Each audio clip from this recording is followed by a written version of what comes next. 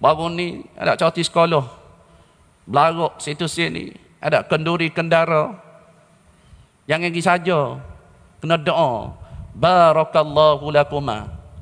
Ada. Kalau jenis minat angin muda tu, barakallahu lakuma wa baraka alaikuma. Kalau jenis berangin. Kalau kau orang muda lah tu.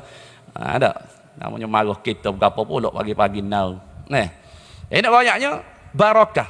Ada. Semoga diberkati dua pengantin baru. Ada. Mau gimana bau ni bagus juga.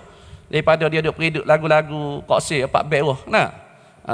Bila dua hati dah terjalin, selamatlah pengantin kami doakan. Doanya mana? Barakallahu lakuma wa baraka alaikuma wa jama'a bainakuma fi khair. Contoh. Ni makan-makan gula, ada apa kawin klik dulu Doa kat sepatah biar barakah. Apabila barakah dua pengantin baru ini, dia akan melahirkan generasi-generasi yang hebat. Generasi yang membawa barakah.